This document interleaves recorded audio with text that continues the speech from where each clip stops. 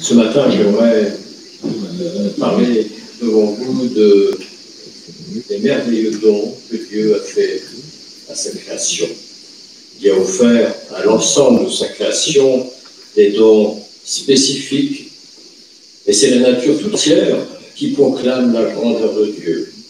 Nos yeux nous démontrent chaque jour que Dieu est le créateur de toutes choses et que sa création, dans son entier, est parfaite et merveilleuse. Et pour cela, j'aimerais partager avec vous un passage dans l'épître de Paul aux Romains, au chapitre 1er et au verset 20. En effet, les perfections invisibles de Dieu, sa puissance éternelle et sa divinité se voient comme à l'œil nu. Depuis la création du monde, quand on les considère dans ses ouvrages. Il y a quelques années, les pasteurs de la ville d'Istres s'étaient retrouvés sur la base aérienne où j'étais l'aumônier protestant, et je leur ai fait visiter la fauconnerie. Peut-être quelques-uns d'entre vous se souviendront-ils de cette anecdote. Alors, les faucons sur une base aérienne, à quoi ça sert? Eh bien, simplement à chasser les oiseaux sur la piste lors des décollages.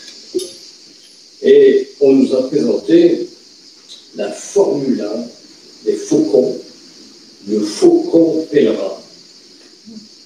Et bien sûr, comme tous ceux qui volent dans l'armée de l'air en France, le faucon pèlerin est 100% français et on ne le trouve qu'en France.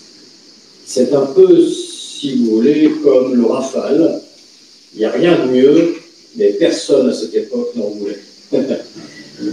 Alors, le faucon pèlerin, il y a plus de 500 grammes, capable de s'élever jusqu'à 300 mètres d'altitude et de piquer sur sa proie à une vitesse dépassant les 300 km/h.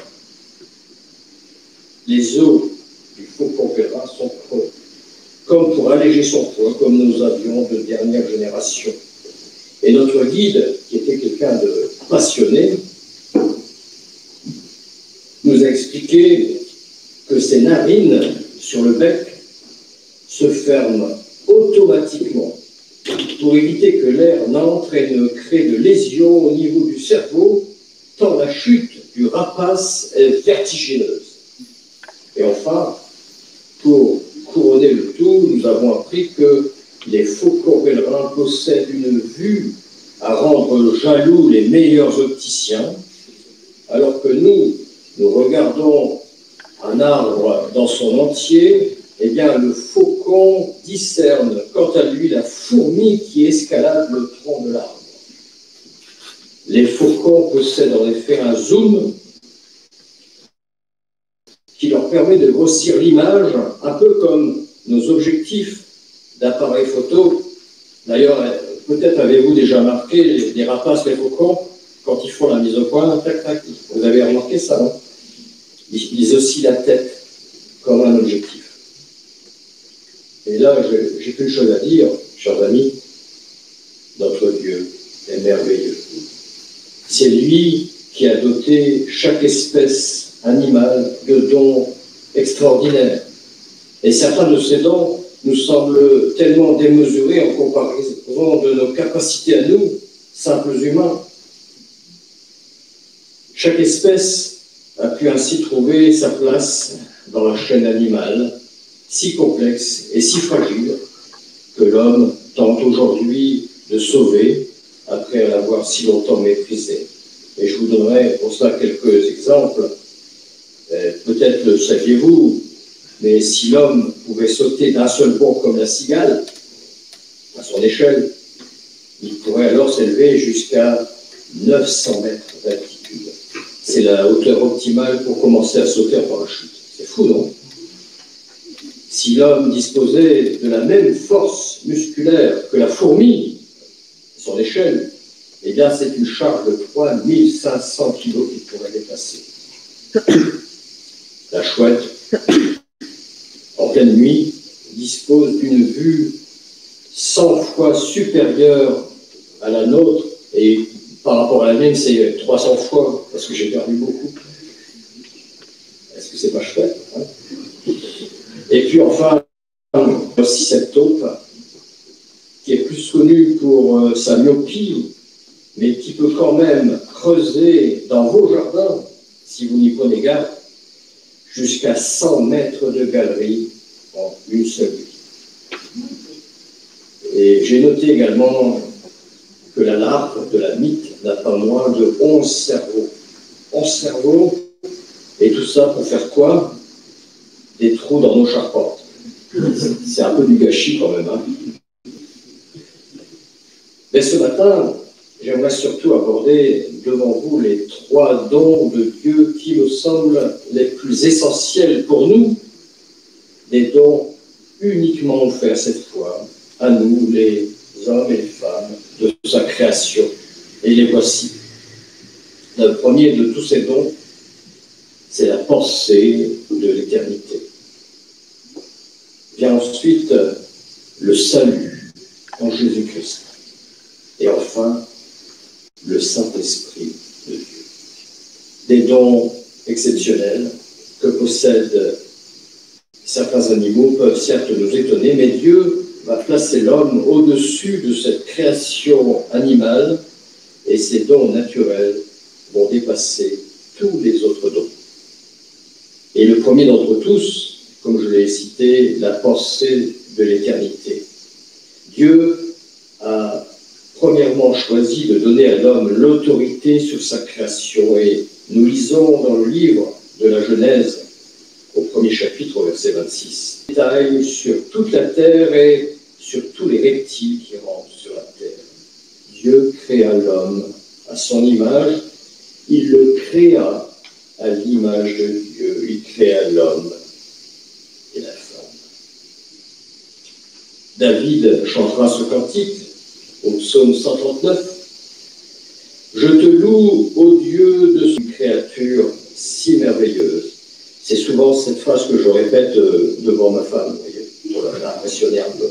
« Tes œuvres sont admirables et mon âme le reconnaît bien. » Et comme pour démontrer cette alliance entre lui et l'homme, Dieu a déposé dans son cœur une pensée dont il était jusque-là le seul à connaître.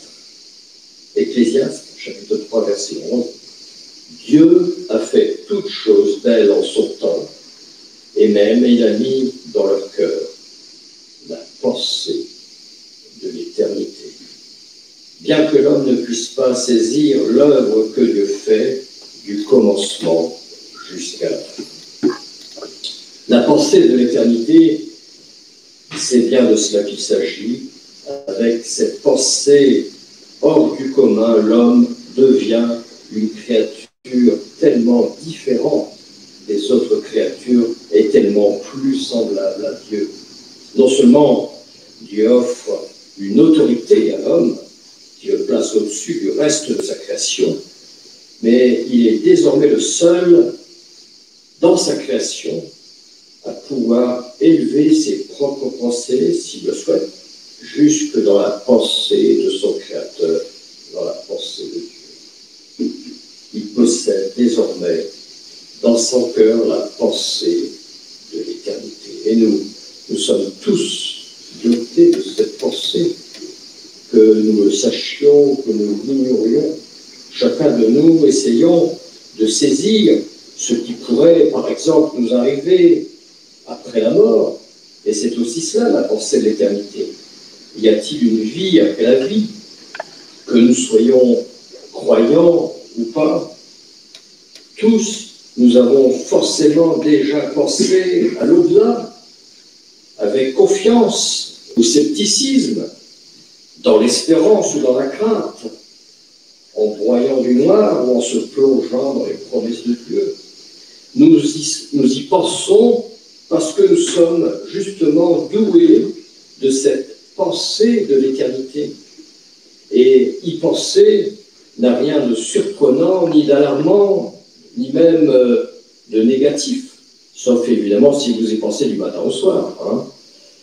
Ces questions font désormais partie de notre nature d'homme, et les questions qui retiennent l'attention du plus grand nombre sont connues.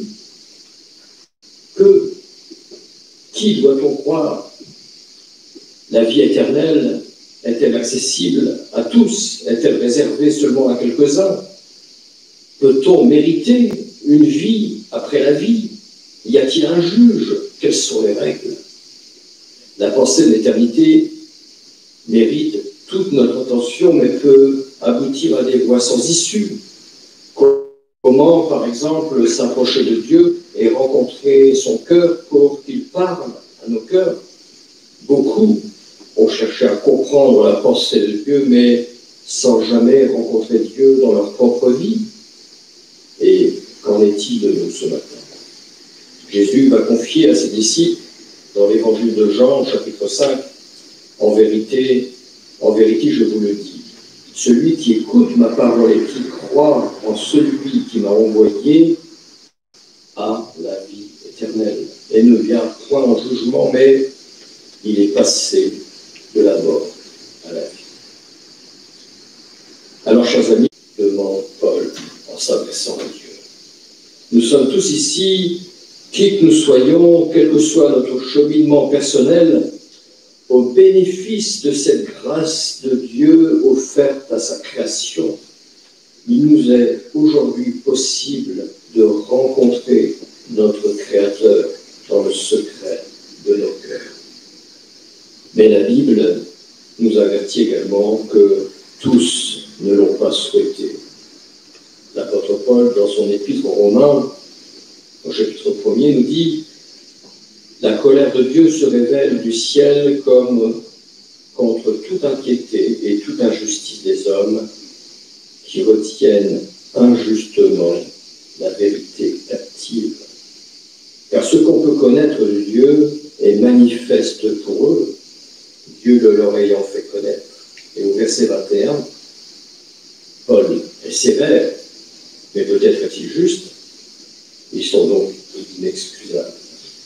Car ayant connu Dieu, ils ne l'ont point glorifié comme Dieu, ils ne l'ont point rendu grâce, mais ils se sont égarés dans leurs pensées et leur cœur sans intelligence a été plongé dans les ténèbres. Voilà ce qu'affirme encore Paul dans sa lettre aux Thessaloniciens, première épître au chapitre 5, car Dieu ne nous a pas destinés à la colère, mais à la possession du salut par notre Seigneur Jésus-Christ. Alors justement, le salut en Jésus-Christ, c'est mon deuxième point. La pensée de l'éternité n'est pas suffisante à elle seule pour établir une relation durable avec notre Dieu. Et c'est toujours l'apôtre Paul qui affirme que si nous sommes fils de Dieu, c'est par la foi en Jésus-Christ. Nous pouvons devenir enfants de Dieu si nous reconnaissons par la foi Jésus comme le Fils de Dieu. Et sans aucun doute ici, c'est le tout premier des grands principes de la vie chrétienne. L'apôtre Paul affirme que tous les hommes ont bel et bien reçu la révélation de Dieu, mais tous n'en ont pas tenu compte, négligeant de venir jusqu'à la rencontre de Dieu en invitant Jésus dans leur cœur. C'est tellement simple. Romains chapitre 5, verset 18, ainsi donc, comme par une seule offense, la condamnation a atteint tous les hommes, de même, par un seul acte de justice, la justification qui donne la vie s'étend à tous les hommes. Car comme par la désobéissance d'un seul homme, beaucoup ont été rendus pécheurs, Adam, de même, par l'obéissance d'un seul, beaucoup seront rendus justes. Si le péché du premier homme a entraîné tous les hommes dans le péché et la condamnation de Dieu, Paul nous explique que par un seul homme, Jésus, le Fils de Dieu, mort sur la croix, mais ressuscité, il nous offre le pardon de Dieu à celui qui le reconnaît comme son sauveur et son maître. L'évangile de Jean quant à lui, commence de cette manière. À tous ceux qui l'ont reçu, il nous a parlé de la lumière de Dieu dans nos cœurs, à ceux qui croient en son nom, eh bien, elle a donné le pouvoir de devenir enfants de Dieu, lesquels sont nés non du sang, ni de la volonté de la chair, ni de la volonté de l'homme, mais de Dieu. Et aujourd'hui, chers amis, comme il y a 2000 ans, le sacrifice de Jésus sur la croix conserve toute sa puissance de pardon et de salut. Et c'est toujours Jésus qui nous amène au Père pour qu'à notre tour, nous devenions ses enfants. Mais tout cela, bien sûr, nous savons, puisque le péché, le salaire du péché, c'est la mort, mais le don vaincu de Dieu, c'est la vie éternelle en Jésus-Christ, notre Seigneur. L'évangéliste Jean précise dans sa première épître, celui qui garde ses commandements demeure en Dieu et Dieu demeure en lui. Et nous connaissons qu'il demeure en nous par l'Esprit qu'il nous a donné. 1 Jean chapitre 3, verset 24. Ainsi, chers amis, avec la pensée d'éternité, le salut nous est donc offert par la foi en Jésus-Christ. Et notre Créateur, Dieu lui-même, a-t-il enfin voulu qu'en chacun de nous demeure encore une partie de lui, le Saint-Esprit que Jésus nous a promis. Et c'est mon troisième point. Romains 8, 16, toujours l'apôtre Paul, c'est mon préféré. L'apôtre Paul, l'Esprit de Dieu lui-même ne rend-il pas témoignage à notre esprit que nous sommes enfants de Dieu? Nous sommes, chers amis, capables de comprendre la pensée de l'éternité par l'Esprit qui nous a donné. Les paroles de nos cœurs que nous adressons à Dieu lorsque nous le prions, par exemple, ne restent jamais sans écho, puisque c'est l'Esprit de Dieu qui les souffle à nos cœurs. L'Esprit de Dieu parle à notre esprit, et notre esprit reste en paix, puisque l'Esprit de Dieu habite en nous, et c'est tout naturellement que nous sommes poussés à aller à cette rencontre avec notre Créateur. Jésus nous explique dans Jean 14, « Et moi, je prierai le Père, et il vous donnera un autre consolateur, afin qu'il demeure éternellement avec vous, l'Esprit de vérité que le monde ne peut recevoir, parce qu'il ne le voit point et qu'il ne le connaît point, mais vous, vous le connaissez, car il demeure avec vous, il sera en vous. » Le Saint-Esprit, nous le savons, est la troisième personne de la Trinité. Jésus nous le présente comme étant celui qui nous consolera de l'absence du Fils de Dieu sur la terre. Il est offert durablement à ceux qui ont offert leur vie au Christ, et rien ni personne ne peut nous priver ou même limiter l'action du Saint-Esprit dans nos vies. Jésus explique dans l'évangile de Luc, chapitre 11, « Si donc, méchants comme vous l'êtes, aux enfants, à combien plus forte raison le Père Céleste donnera-t-il le Saint-Esprit à ceux qui le lui demandent ?» Le Saint-Esprit commence son œuvre en nous dès les premiers mots de la première prière que nous adressons au Seigneur. Que ce soit une prière d'appel à Dieu, une prière de repentance, ou une prière de reconnaissance pour lui dire merci. Rien de ce que nous disons à Dieu n'est étranger à son Saint-Esprit. De même aussi, l'Esprit nous aide dans notre faiblesse, car nous ne savons pas ce qu'il convient de demander dans nos prières, mais l'Esprit lui-même intercède par des soupirs inexprimables. Romains 8, 26. Le Saint-Esprit offert à l'Église est un don unique, et les enfants de Dieu sont les seules créatures vivantes habilitées à le recevoir.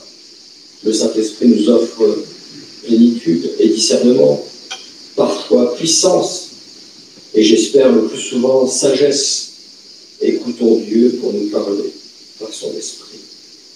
Le monde chrétien ne tarit d'ailleurs pas d'expression pour signifier l'action de l'Esprit de Dieu. Vivre dans l'Esprit, selon l'Esprit ou par l'Esprit, être baptisé dans l'Esprit, être rempli du Saint-Esprit, être à l'écoute, etc. Mes chers amis, de quelque manière qu'on le décrit, le premier des cadeaux, des dons de l'Esprit Saint ne demeure-t-il pas l'instant même de notre réconciliation avec Dieu? L'œuvre du Saint-Esprit commence en nous. Ne l'oublions jamais. Souvenons-nous en effet de cet instant précis, de cette première fois quand la voix de Dieu a résonné dans nos cœurs et nous a fait plier le genou devant lui.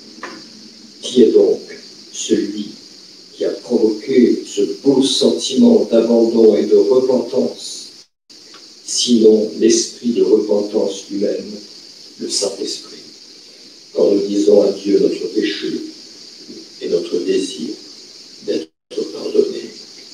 Le Saint-Esprit est ainsi offert à ceux qui ont su ouvrir leur cœur à Dieu et laisser entrer l'amour du Fils de Dieu, Jésus, celui qui justement l'a envoyé. Vous n'avez point reçu un esprit de servitude, dira l'apôtre Paul dans son épître aux Romains, chapitre 8, un esprit de servitude pour être encore dans la crainte, mais vous avez reçu un esprit d'adoption par lequel nous crions Abba Père. Quelques mots de conclusion. La question de la pensée de l'éternité, de la vie après la vie doit, chers amis, nous conduire à trouver en Dieu un sens à notre propre vie, répondre à l'invitation continuelle de Dieu est de notre seule responsabilité. Et cette invitation résonne aujourd'hui encore, je l'espère. Qu'as-tu fait de ce don de Dieu, de cette pensée de l'éternité en toi, de la pensée de ton Créateur dans ton cœur? Est-ce que nous serons un jour capables de nous élever d'un seul bond jusqu'à 900 mètres d'altitude? Jamais, je ne crois pas. En tout cas, pas comme ça. Néanmoins, il nous est offert aujourd'hui ce don unique de nous élever jusqu'à lui, jusque dans sa présence. Notre vue est sans aucun doute 100 fois plus faible que celle de n'importe quel faucon pèlerin, mais au reste de la création. Et si notre foi était grosse comme une graine de moutarde, nous dit Jésus, eh bien ce sont des montagnes que nous pourrions déplacer. Et la fourmi n'aurait qu'à bien se tenir. Paul, pour nous encourager encore, écrira « Aspirez aux dons les meilleurs ». 1 Corinthiens 12, verset 31.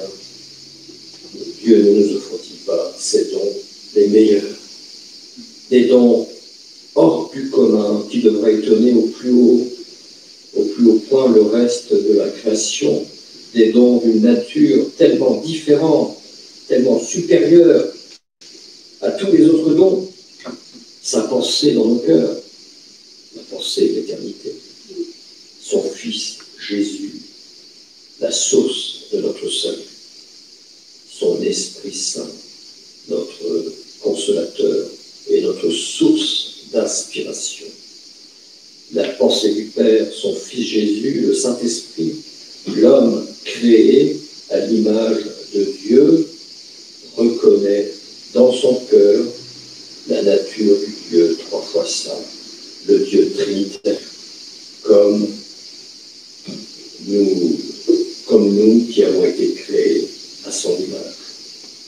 Dieu nous a donc fait des dons extraordinaires, et ce matin, chers frères et sœurs, chers amis, ces dons sont à notre portée. pour nous approcher de lui, pour l'aimer, lui, comme il nous a aimés, et pour le suivre fidèlement. Que Dieu bénisse sa parole dans nos cœurs. Je vous invite à prier un instant.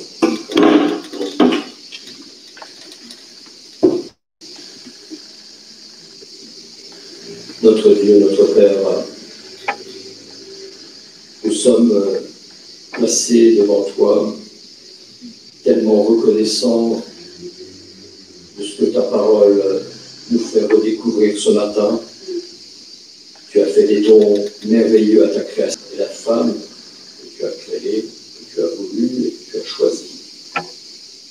Et d'autres dons, des dons qui lui permettent tout simplement de s'approcher de toi, de te rencontrer, de te parler, de t'écouter, de te recevoir aussi dans nos vies, d'accepter, Seigneur, nos insuffisances, notre pardon, Seigneur, de nous laisser parler par ton esprit, de nous laisser sonder, Seigneur, par ta voix qui nous rassure.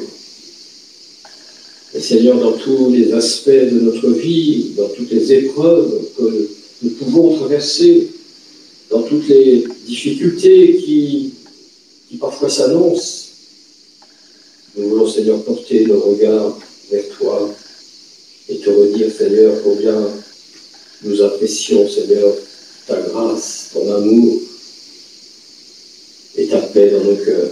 Seigneur, viens nous rappeler tout cela, Seigneur, dans nos vies.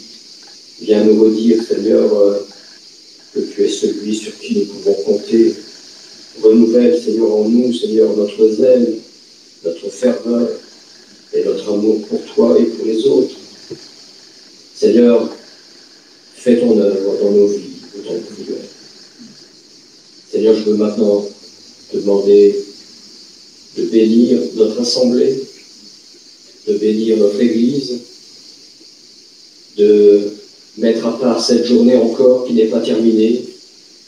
Seigneur, tu bénis ton Église partout où elle se rassemble aujourd'hui, dans cette ville, dans notre pays, partout, Seigneur, les hommes et les femmes te rendent un culte agréable. Et je te demande, Seigneur, vraiment, et nous te demandons que cette journée soit une journée bénie. Seigneur, accompagne-nous aujourd'hui. Reste avec nous, nous t'en prions, dans le nom de Jésus. Amen.